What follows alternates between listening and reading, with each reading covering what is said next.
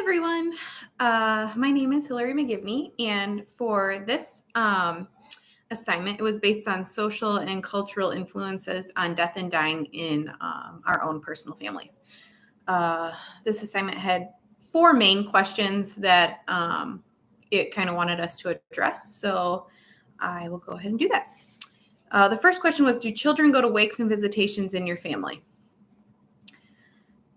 Honestly, the only people that I've really lost in my family are my great-grandparents. I still have all four of my grandparents living. My oldest grandma is actually going to be 94 in June. So really, I didn't have children or anything when my great-grandma passed away and my great-grandpa. But the second part of the question is it good or bad? Honestly, I feel like letting children go to the visitation and funeral is a good thing. I think you should let them go, and I think you should let them ask the questions, let them prompt anything that they are concerned about. I don't lie to my kids. I tell them the truth and the facts about things, and they know about birth, they know about death, and they know it's the circle of life, and that's just how things work. And people may think different. It's a good thing, and I feel like it's something that your kids should experience in their lifetime. The second question was, has anyone been cremated, and how did they make that decision? Again, really the only funerals that I've been to are my great-grandparents, but I did recently, on my day off, sit down with my dad's parents and help them prearrange their funerals. As I said, my grandma's going to be 94 and my grandpa is 90.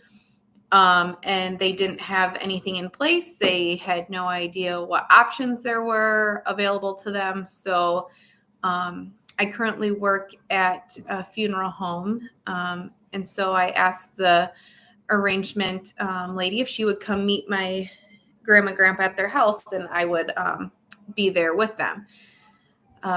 They did choose cremation. It actually kind of surprised me because they're very traditional Catholic individuals, and I just figured that they would go more with the traditional service, but they did choose cremation.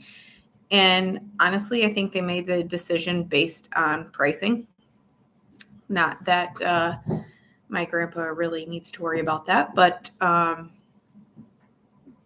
think that's just kind of what ultimately made their decision. Has anyone died being taken care of in your home versus the hospital? Nobody has died being taken care of at home in my family.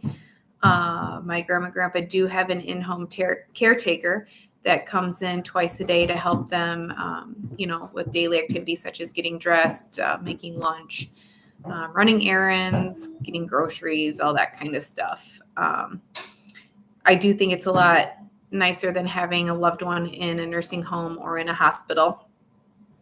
And how is this handled? For my grandma and grandpa, it's not great. They think that they don't need help and that they are still very independent and can do things on their own.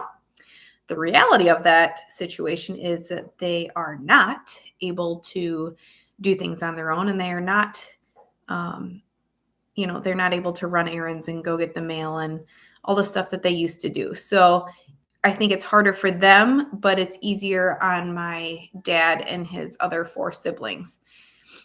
Is it easy for my dad and his siblings to see them need more help and see that they are declining and, kind of going downhill at a faster pace these days? No, I mean, that's never easy.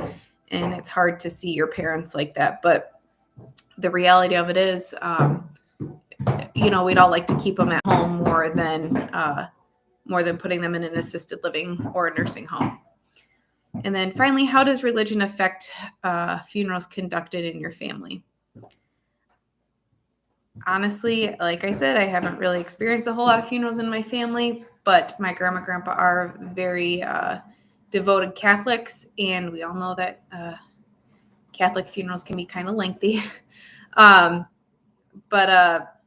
Yeah, my great grandma and grandpa were Lutherans, so I'm not really gonna lie, I didn't really pay attention to the things that were done at their service 10, 12 years ago. Yeah, those are the answers to my questions, and I hope that they made sense. Thanks.